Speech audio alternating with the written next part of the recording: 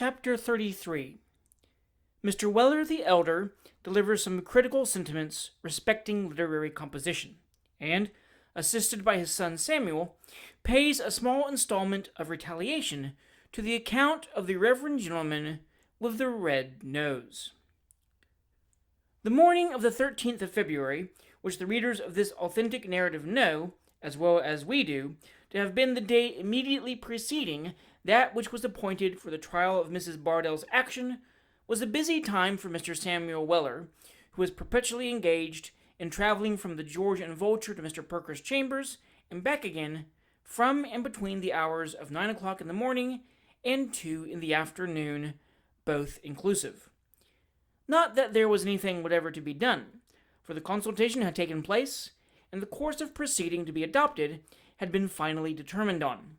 But Mr. Pickwick, being in a most extreme state of excitement, persevered in constantly sending small notes to his attorney, merely containing the inquiry, "Dear Perker, is all going on well?"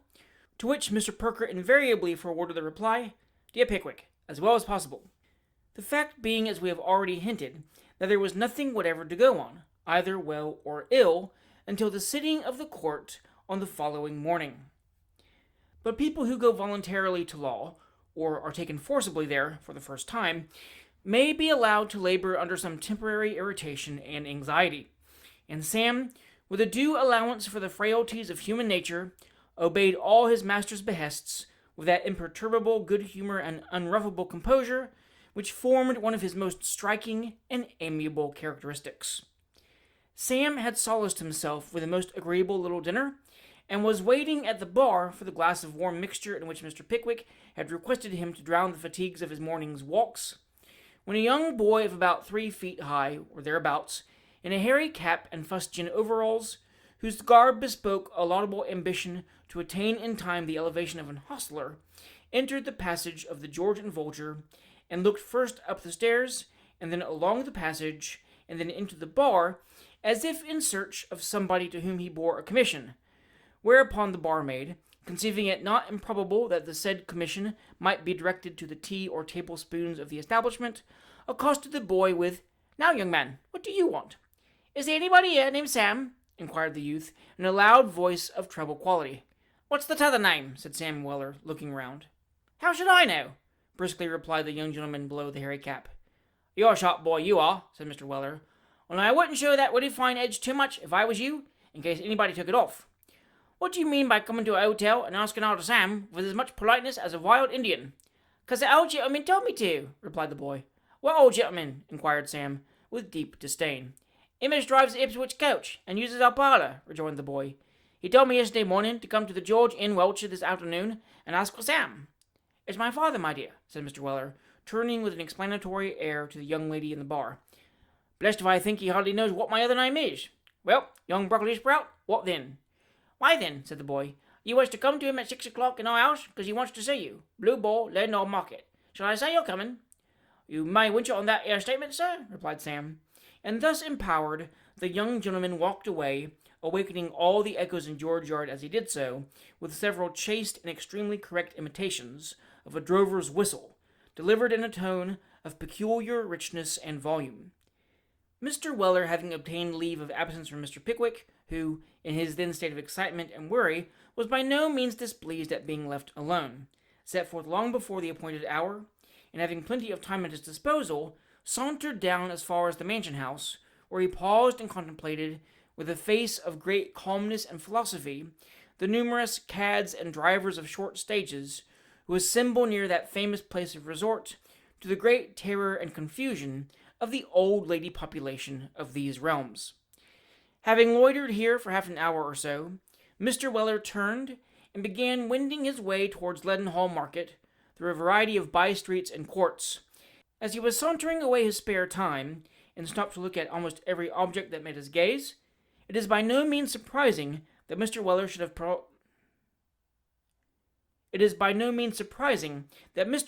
paused before a small stationer's and print seller's window. But without further explanation, it does appear surprising that his eyes should have no sooner rested on certain pictures which were exposed for sale therein, than he gave a sudden start, smote his right leg with great vehemence, and exclaimed with energy, "If it hadn't been for this, I should have forgot all about it till it was too late." The particular picture on which Sam Weller's eyes were fixed as he said this was a highly colored representation of a couple of human hearts skewered together with an arrow, cooking before a cheerful fire, while a male and female cannibal in modern attire, the gentleman being clad in a blue coat and white trousers, and the lady in a deep red pelisse with a parasol of the same, were approaching the meal with hungry eyes, up a serpentine gravel path leading thereunto. A decidedly indelicate young gentleman, in a pair of wings and nothing else, was depicted as superintending the cooking. A representation of the spire of church in Langham Place appeared in the distance, and the whole formed a valentine, of which, as a written inscription in the window testified, there was a large assortment within, which the shopkeeper pledged himself to dispose of to his country generally at the reduced rate of 1 6 each. "I should have forgot it. I should certainly have forgot it," said Sam, and so saying, he at once stepped into the stationer's shop and requested to be served with a sheet of the best gilt-edged letter paper and a hard-nibbed pen which could be warranted not to splutter. These articles having been promptly supplied, he walked on direct toward Leadenhall Market at a good round pace, very different from his recent lingering one. Looking round him, he there beheld a signboard on which the painter's art had delineated something remotely resembling a cerulean elephant with an aquiline nose in lieu of a trunk. Rightly conjecturing that this was the Blue Boar himself, he stepped into the house and inquired concerning his parent. "He won't be here this 3/4 of an hour or more," said the young lady who superintended the domestic arrangements of the Blue Boar. "Very good, my dear," replied Sam. "Let me have 9 of brandy and water luke and the inkstand, will you, miss?" The brandy and water luke and the inkstand having been carried into the little parlor, and the young lady having carefully flattened down the coals to prevent their blazing, and carried away the poker to preclude the possibility of the fire being stirred, without the full privity and concurrence of the Blue Boar being first had and obtained, Sam Weller sat himself down in a box near the stove, and pulled out the sheet of gilt-edged letter paper and the hard-nibbed pen. Then, looking carefully at the pen to see that there were no hairs in it, and dusting down the table so that there might be no crumbs of bread under the paper, Sam tucked up the cuffs of his coat, squared his elbows, and composed himself to write.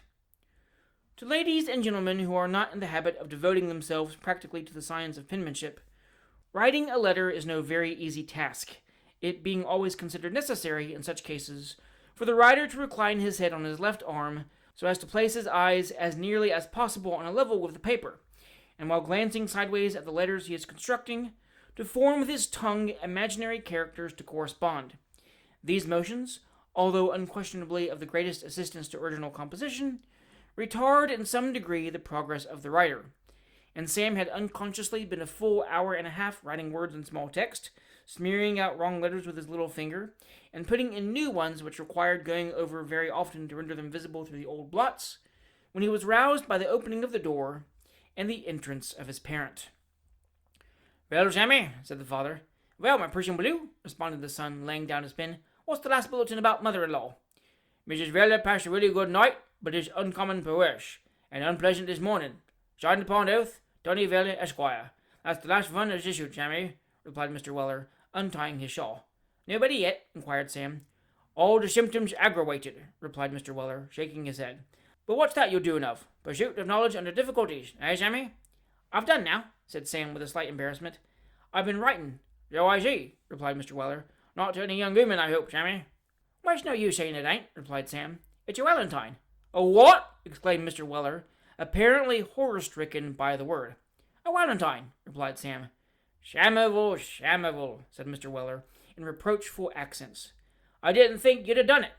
Out of the warning you had of your father's vicious propensities, out of all I've said to you upon this here witty subject, out of actually saying and being in the company of your own mother-in-law, which I should have thought was a moral lesson as no man could ever forget to his dying day, I didn't think you'd have done it, Sammy.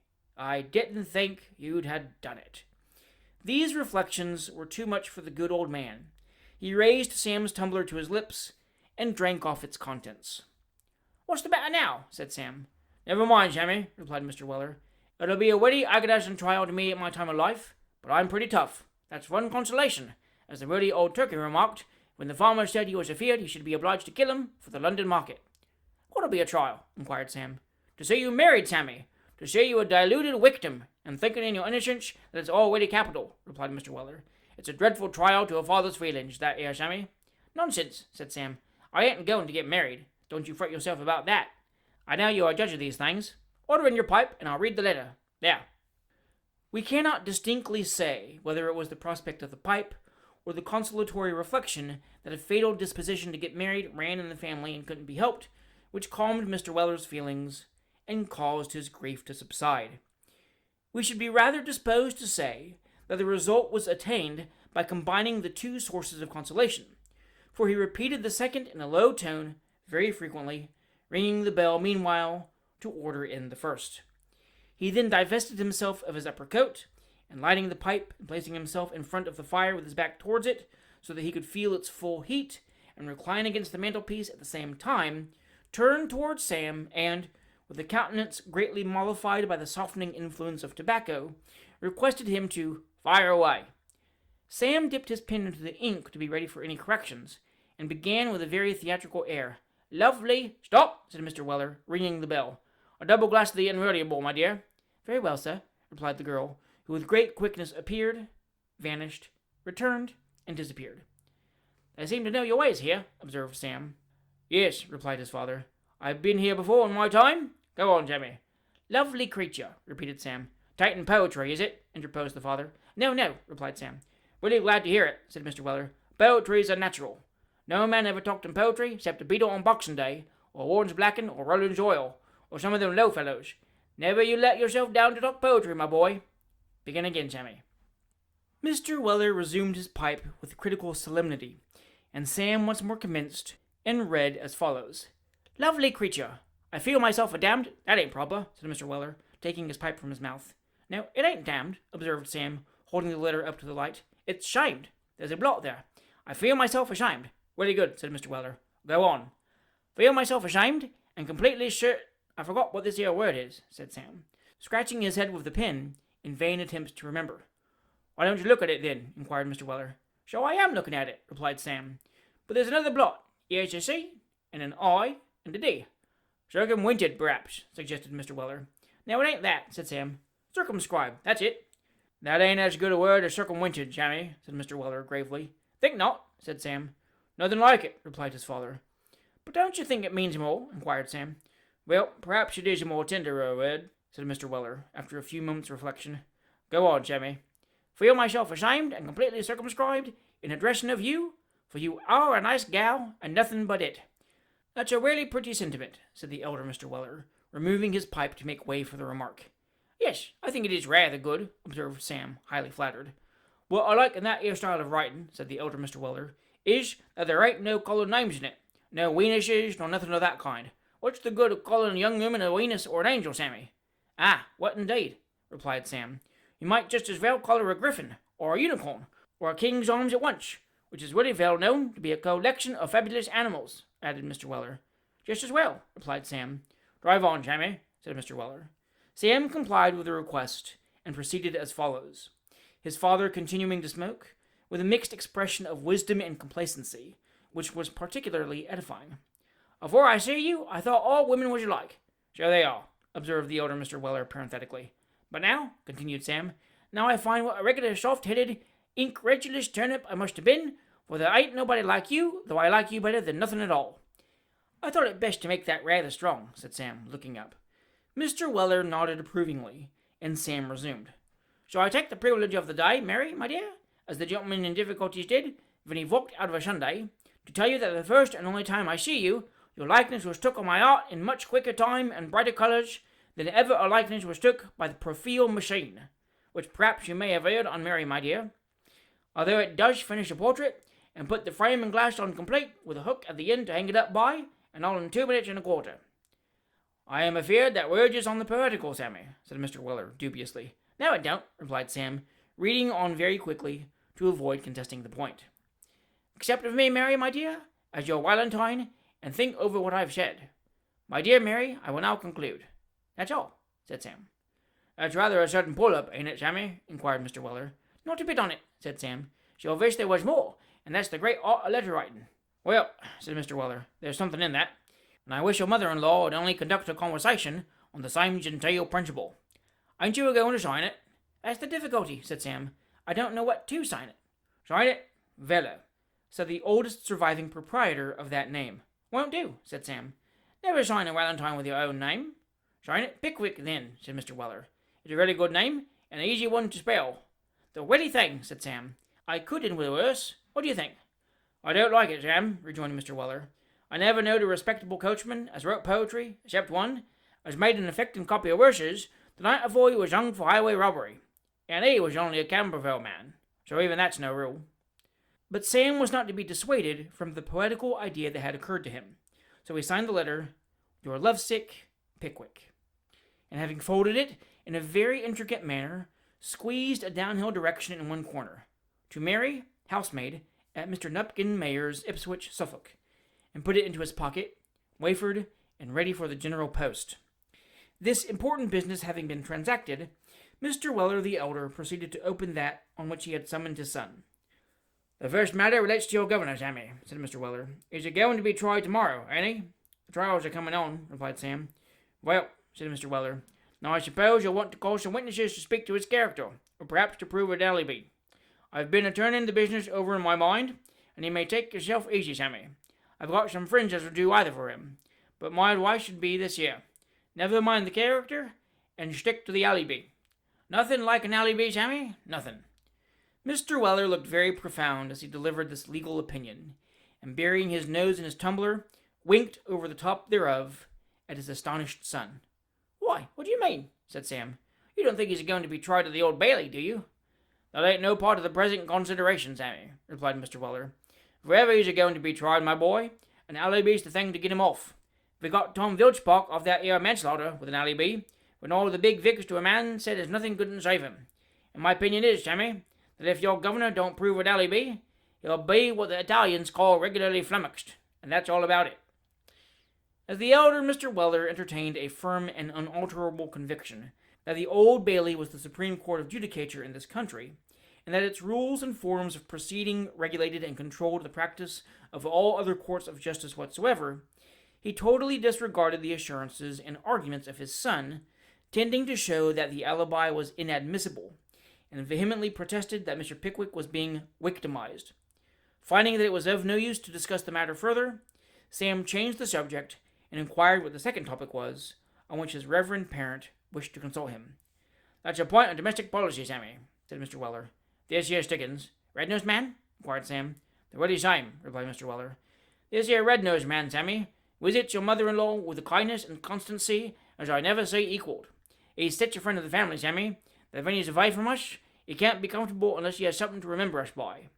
And I'd give him something as a turpentine and beeswax as memory for the next 10 years or so, if I was you," interposed Sam. "Stop a minute," said Mr. Weller. "I was a-going to say, he always brings now a flat bottle as holds about a pint and a half, and fills it with the pineapple rum afore he goes away." "And empties it afore he comes back, I suppose," said Sam. "Clean," replied Mr. Weller. "Never leaves nothing in it but the cork and the smell. Trust him for that, Sammy. Now these here fellows, my boy, are going tonight to get up the monthly meeting of the Brick Lane branch of the United Grand Junction Ebenezer Temperance Association. Your mother-in-law was a-going, Sammy, but she's got the rheumatics and can't. And I, Sammy, I've got the 2 tickets as was sent her."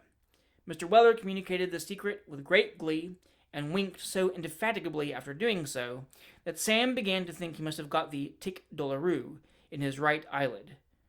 "Well," said that young gentleman.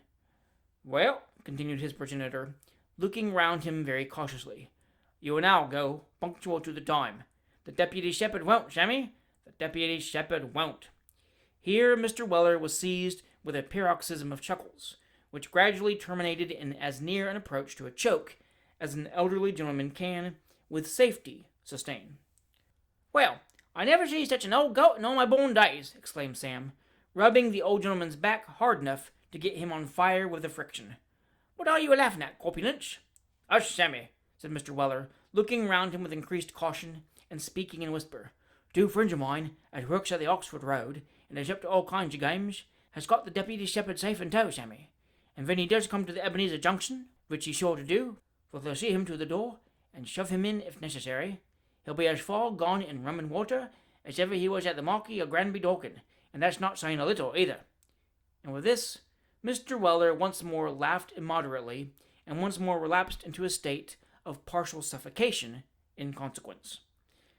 Nothing could have been more in accordance with Sam Weller's feelings than the projected exposure of the real propensities and qualities of the red-nosed man. And it being very near the appointed hour of meeting, the father and son took the way at once to Brick Lane, Sam not forgetting to drop his letter into a general post office as they walked along. The monthly meetings of the Brick Lane branch of the United Grand Junction Ebenezer Temperance Association were held in a large room, pleasantly and airily situated at the top of a safe and commodious ladder. The president was the straight-walking Mr. Anthony Hum, a converted fireman, now a schoolmaster, and occasionally an itinerant preacher. And the secretary was Mr. Jonas Mudge, Chandler's shopkeeper, an enthusiastic and disinterested vessel who sold tea to the members. Previous to the commencement of business, the ladies sat upon forms and drank tea till such a time as they considered it expedient to leave off, and a large wooden money-box was conspicuously placed upon the green baize cloth of the business table, behind which the secretary stood, and acknowledged, with a gracious smile, every addition to the rich vein of copper which lay concealed within. On this particular occasion, the women drank tea to a most alarming extent, greatly to the horror of Mr. Weller Sr., who, utterly regardless of all Sam's admonitory nudgings, stared about him in every direction with the most undisguised astonishment. "Sammy," whispered Mr. Weller, "if some of these here people don't want tapping tomorrow morning, I ain't your father, and that's what it is. Why, this here old lady next to me is a-drowning herself in tea." "Be quiet, can't you?" murmured Sam. "Sam," whispered Mr. Weller a moment afterwards, in a tone of deep agitation, "mark my words, my boy. If that 'ere secretary feller keeps on for only 5 minutes more, he'll blow himself up with toast and water." "Well, let him if he likes," replied Sam. "It ain't no business of yourn." "If this here lasts much longer, Sammy," said Mr. Weller, in the same low voice, "I shall feel it my duty as a human being to rise and address the cheer. There's a young woman on the next form but 2, as has drank 9 breakfast cups and a half, and she's swelling visibly before my very eyes." There is little doubt that Mr. Weller would have carried his benevolent intention into immediate execution, if a great noise, occasioned by the putting up of the cups and saucers, had not very fortunately announced that the tea-drinking was over. The crockery having been removed, the table with the green baize cover was carried out into the center of the room, and the business of the evening was commenced by a little emphatic man with a bald head and drab shorts, who suddenly rushed up the ladder at the imminent peril of snapping the 2 little legs encased in the drab shorts, and said, "Ladies and gentlemen, I move our excellent brother, Mr. Anthony Hum, into the chair." The ladies waved a choice collection of pocket handkerchiefs at this proposition, and the impetuous little man literally moved Mr. Hum into the chair by taking him by the shoulders and thrusting him into a mahogany frame which had once represented that article of furniture. The waving of handkerchiefs was renewed, and Mr. Hum, who was a sleek, white-faced man in a perpetual perspiration, bowed meekly, to the great admiration of the females, and formally took his seat. Silence was then proclaimed by the little man in the drab shorts, and Mr. Hum rose and said that, with the permission of his Brick Lane branch brothers and sisters, then and there present, the secretary would read the reports of the Brick Lane branch committee, a proposition which was again received with a demonstration of pocket handkerchiefs. The secretary having sneezed in a very impressive manner, and the cough which always seizes an assembly when anything particular is going to be done, having been duly performed, the following document was read. Report of the Committee of the Brick Lane Branch of the United Grand Junction Ebenezer Temperance Association. Your committee have pursued their grateful labors during the past month, and have the unspeakable pleasure of reporting the following additional cases of converts to temperance. H. Walker Taylor, wife, and 2 children, when in better circumstances, owns to having been in the constant habit of drinking ale and beer. Says he is not certain whether he did not twice a week for 20 years. Taste dog's nose, which your committee find upon inquiry to be compounded of warm porter, moist sugar, gin, and nutmeg. A groan, and "So it is," from an elderly female. Is now out of work and penniless. Thinks it must be the porter. Cheers. Or the loss of the use of his right hand, is not certain which, but thinks it very likely that, if he had drank nothing but water all his life, his fellow workmen would never have stuck a rusty needle in him, and thereby occasioned his accident. Tremendous cheering. Has nothing but cold water to drink, and never feels thirsty. Great applause. Betsy Martin, widow, 1 child, and 1 eye. Goes out charring and washing by the day, never had more than 1 eye, but knows her mother drank bottled stout, and shouldn't wonder if that caused it. Immense cheering. Thinks it not impossible that if she had always abstained from spirits, she might have had 2 eyes by this time. Tremendous applause. Used at every place she went to have 18 pence a day, a pint of porter, and a glass of spirits. But since she became a member of the Brick Lane branch, has always demanded 3 and 6 pence instead. The announcement of this most interesting fact was received with deafening enthusiasm. Henry Beller was for many years toastmaster at various corporation dinners, during which time he drank a great deal of foreign wine. May sometimes have carried a bottle or 2 home with him. Is not quite certain of that, but is sure if he did, that he drank the contents. Feels very low and melancholy, is very feverish, and has a constant thirst upon him. Thinks it must be the wine he used to drink. Cheers. Is out of employ now, and never touches a drop of foreign wine by any chance. Tremendous plaudits. Thomas Burton is purveyor of cat's meat to the Lord Mayor and sheriffs, and several members of the Common Council. The announcement of this gentleman's name was received with breathless interest. Has a wooden leg. Finds a wooden leg expensive going over the stones. Used to wear second-hand wooden legs, and drink a glass of hot gin and water regularly every night. Sometimes 2. Deep sighs. Found the second-hand wooden legs split and rot very quickly. Is firmly persuaded that their constitution was undermined by the gin and water. Prolonged cheering. Buys new wooden legs now, and drinks nothing but water and weak tea. The new legs last twice as long as the others used to do, and he attributes this solely to his temperate habits. Triumphant cheers. Anthony Hum now moved that the assembly do regale itself with a song. With a view to their rational and moral enjoyment, Brother Mordland had adapted the beautiful words of Who Hasn't Heard of a Jolly Young Waterman to the tune of the Old Hundredth, which he would request them to join him in singing. Great applause. He might take that opportunity of expressing his firm persuasion that the late Mr. Dibdin, seeing the errors of his former life, had written that song to show the advantages of abstinence.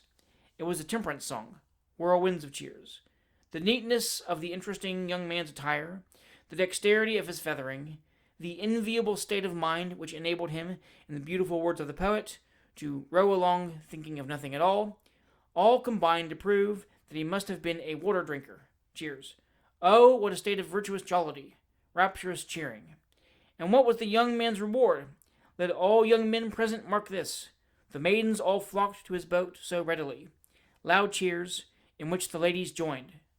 What a bright example! The sisterhood, the maidens, flocking round the young waterman, and urging him along the path of duty and temperance.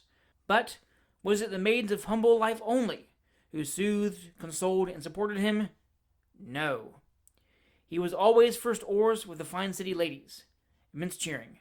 The soft sex to a man, to a female, rallied round the young waterman, and turned with disgust from the drinker of spirits. Cheers. The Brick Lane Branch brothers were watermen. Cheers and laughter. That room was their boat. That audience were the maidens. And he, Mr. Anthony Hum, however unworthily, was first oars. Unbounded applause. What does you mean by the soft sex, Sammy? Inquired Mr. Weller in a whisper. The women, said Sam, in the same tone. You ain't far out there, Sammy, replied Mr. Weller. They must be a soft sex. A ready soft sex, indeed, if they let themselves be gammoned by such fellers as him. Any further observations from the indignant old gentleman were cut short by the commencement of the song, which Mr. Anthony Hum gave out, 2 lines at a time, for the information of such of his hearers as were unacquainted with the legend. While it was being sung, the little man with the drab shorts disappeared. He returned immediately on his conclusion, and whispered Mr. Anthony Hum with a face of the deepest importance. My friends, said Mr. Hum, holding up his hand in a deprecatory manner, to bespeak the silence of such of the stout old ladies as were yet a line or 2 behind. My friends, a delegate from the Dorking branch of our society, Brother Stiggins, attends below. Out came the pocket handkerchiefs again, in greater force than ever, for Mr. Stiggins was excessively popular among the female constituency of Brick Lane. He may approach, I think, said Mr. Hum, looking round him, with a fat smile. Brother Tadger, let him come forth and greet us. The little man in the drab shorts, who answered to the name of Brother Tadger, bustled down the ladder with great speed, and was immediately afterwards heard tumbling up with the Reverend Mr. Stiggins. "He's a-comin', Sammy," whispered Mr. Weller, purple in the countenance with suppressed laughter. "Don't say nothing to me," replied Sam, "for I can't bear it. He's close to the door. I hear him knocking. His head agin the lath and plaster now." As Sam Weller spoke, the little door flew open, and Brother Tadger appeared, closely followed by the Reverend Mr. Stiggins, who no sooner entered than there was a great clapping of hands, and stamping of feet, and flourishing of handkerchiefs. To all which manifestations of delight, Brother Stiggins returned no other acknowledgment than staring with a wild eye and a fixed smile at the extreme top of the wick of the candle on the table, swaying his body to and fro meanwhile in a very unsteady and uncertain manner. "Are you unwell, Brother Stiggins?" whispered Mr. Anthony Hum. "I am all right, sir," replied Mr. Stiggins, in a tone in which ferocity was blended with extreme thickness of utterance. "I am all right, sir." "Oh, very well," rejoined Mr. Anthony Hum, returning a few paces. "I believe no man here has ventured to say that I am not all right, sir," said Mr. Stiggins. "Oh, certainly not," said Mr. Hum. "I should advise him not to, sir. I should advise him not," said Mr. Stiggins. By this time the audience were perfectly silent, and waited with some anxiety for the resumption of business. "Will you address the meeting, brother?" said Mr. Hum, with a smile of invitation. "No, sir," rejoined Mr. Stiggins. "No, sir, I will not, sir." The meeting looked at each other with raised eyelids, and a murmur of astonishment ran through the room. "It's my opinion, sir," said Mr. Stiggins, unbuttoning his coat and speaking very loudly. "It's my opinion, sir, that this meeting is drunk, sir. Brother Tadger, sir," said Mr. Stiggins, suddenly increasing in ferocity and turning sharp round on the little man in the drab shorts. "You are drunk, sir." With this, Mr. Stiggins, entertaining a praiseworthy desire to promote the sobriety of the meeting, and to exclude therefrom all improper characters, hit Brother Tadger on the summit of the nose with such unerring aim that the drab shorts disappeared like a flash of lightning. Brother Tadger had been knocked, head first, down the ladder. Upon this, the women set up a loud and dismal screaming, and rushing in small parties before their favorite brothers, flung their arms round them to preserve them from danger. An instance of affection, which had nearly proved fatal to Hum, who, being extremely popular, was all but suffocated by the crowd of female devotees that hung about his neck and heaped caresses upon him. The greater part of the lights were quickly put out, and nothing but noise and confusion resounded on all sides. "Now, Sammy," said Mr. Weller, taking off his greatcoat with much deliberation, "just you step out and fetch in a watchman." "And what are you a-going to do the while?" inquired Sam. "Never you mind me, Sammy," replied the old gentleman. "I shall occupy myself in having a small settlement with that here Stiggins." And before Sam could interfere to prevent it, his heroic parent had penetrated into a remote corner of the room, and attacked the Reverend Mr. Stiggins with manual dexterity.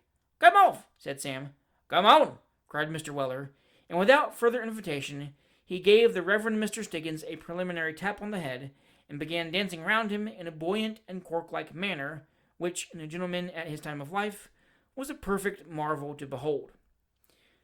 Finding all remonstrances unavailing, Sam pulled his hat firmly on, threw his father's coat over his arm, and taking the old man round the waist, forcibly dragged him down the ladder and into the street, never releasing his hold or permitting him to stop until they reached the corner.